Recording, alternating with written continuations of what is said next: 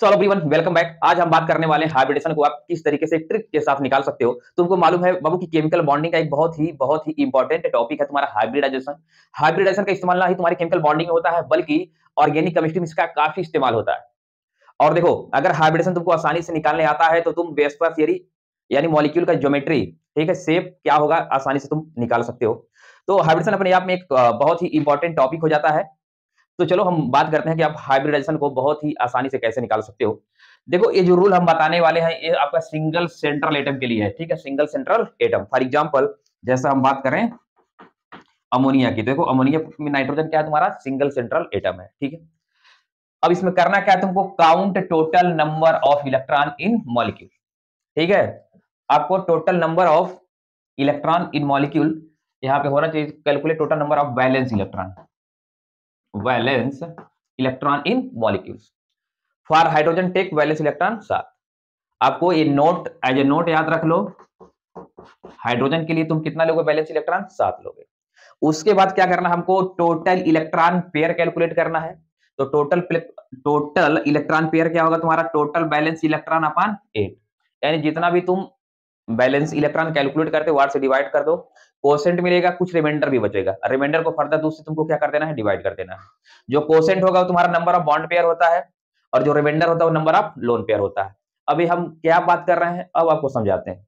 देखो, आपको कैलकुलेट करना है टोटल इलेक्ट्रॉन पेयर, तो टोटल इलेक्ट्रॉन पेयर और यहां पर तुमको मिलेगा हाइब्रिडाइजेशन। अगर टोटल इलेक्ट्रॉन पेयर 2 आता है तो हाइब्रिडेशन क्या होगा तुम्हारा, sp। अगर 3 आता है तो क्या होगा, sp2। अगर 4 आता है तो क्या होगा, sp3। 5 के लिए क्या होगा, sp3d। 6 के लिए क्या होगा, sp3d2। आया समझ बात। सबसे पहले तुमको क्या करना है, मॉलिक्यूल का बैलेंस इलेक्ट्रॉन काउंट करना है। एक बात याद रखना है कि आपको हाइड्रोजन के लिए बैलेंस इलेक्ट्रॉन कितना लेकर चलना है, 7 लेकर चलना है।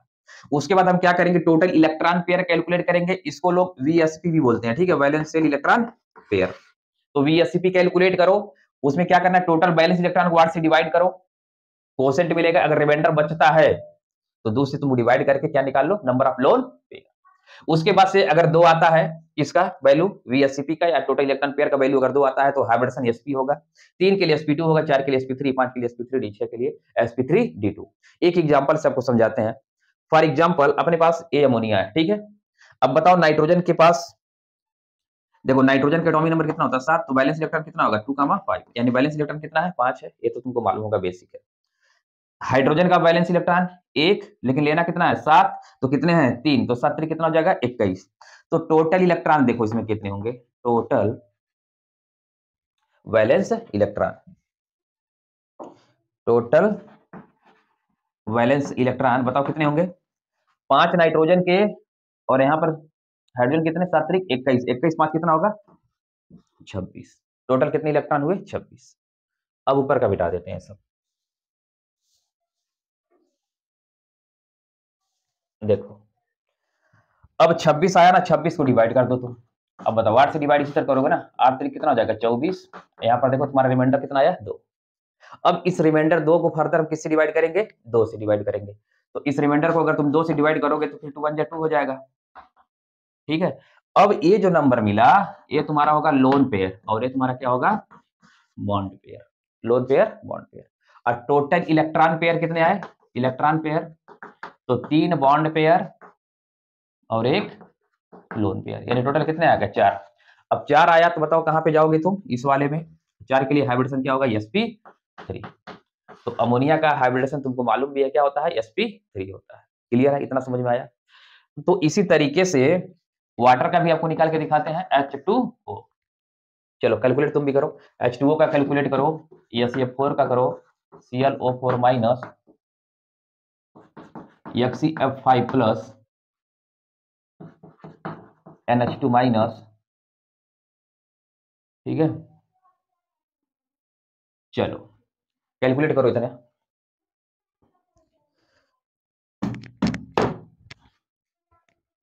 इरेज करते हैं इसको। आपको क्या करना है, टोटल बैलेंस इलेक्ट्रॉन कैलकुलेट करो और उसको 8 से डिवाइड करो,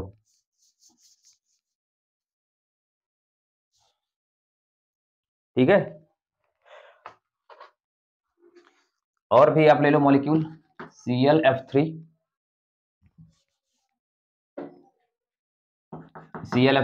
कैलकुलेट करते रहो।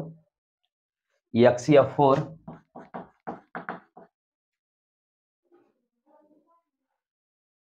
चलो ग्रेट, इतने क्वेश्चन है, इनका हाइब्रिडेशन आप कैलकुलेट करो। सबसे पहले तुमको क्या करना है, बैलेंस इलेक्ट्रॉन, तो बैलेंस इलेक्ट्रॉन कैलकुलेट करो। चलो वाटर की बात कर लेते हैं। ऑक्सीजन के पास टोटल कितने होंगे, 6। ऑक्सीजन के आउटर मोशन में 6 इलेक्ट्रॉन, तो बैलेंस इलेक्ट्रॉन कितने हो गए, 6 हो गए। और हाइड्रोजन कितने हैं, 2, तो 7 से गुणा कर लो, 7 दूनी 14, और इसको 8 से क्या करना है, डिवाइड। तो 14 26, 20 को 8 से भाग दे दो तो कितना आएगा, 8 दूनी 16, 4 रिमाइंडर आएगा, तो उस रिमाइंडर को भी 2 से डिवाइड कर देना है, तो आएगा 2 + 2। यानी यहाँ पर जो तुम्हारा VSEP आ रहा है, कितना आ रहा है, 4 आ रहा है, तो इसका भी हाइब्रिडेशन कितना होगा, sp3। तो ये जो टोटल इलेक्ट्रॉन पेयर है, इसको हम क्या बोलते हैं, VSEP भी बोलते हैं, ठीक है, वैलेंस शेल इलेक्ट्रॉन पेयर। कितना समझ में आया। अब SF4 का, अब SF4 का निकालो,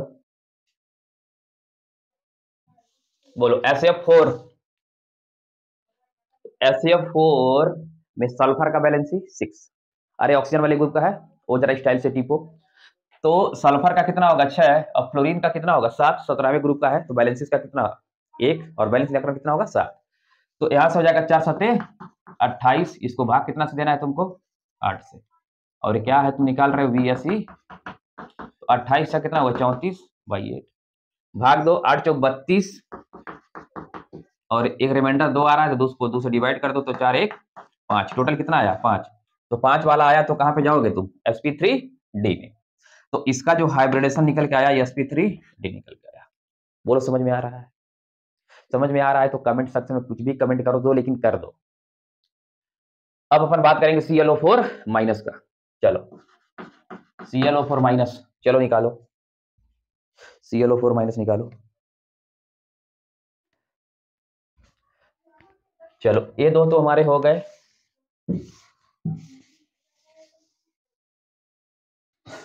अब देखो क्लोरीन का, क्लोरीन के पास बैलेंस इलेक्ट्रॉन कितने, 7, ऑक्सीजन के पास 6, तो क्या होगा, 4 गुणे 6, एक -4 है तो उसको क्या करोगे, प्लस, ठीक है। अगर यहाँ पे प्लस रहता तो उसको क्या कर देते, सब्ट्रैक्ट कर देते, 8 से डिवाइड कर लो, बोलो कितना आया, 7 1 8, 4 6 24, कितना आ गया, 32, ठीक है। कितना आएगा, 4 6 24, 7 31 32, यानी 8 चौक 32, 4 आया, तो हाइब्रिडेशन क्या होगा इसका, sp3। बोलो समझ में आया, बोलो समझ में आया क्या, बोलो समझ में आया क्या। उसके बाद अपने पास है XeF5+।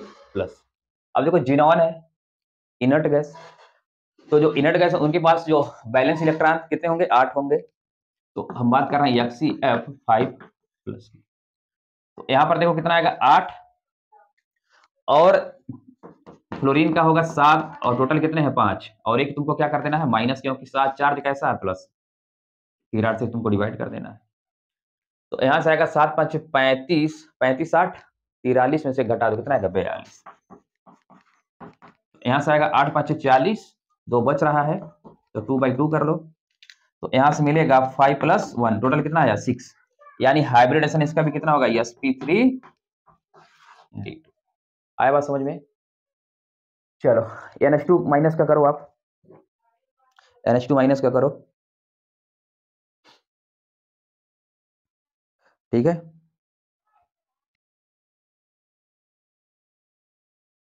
NH2- मिटाया जाए इसको।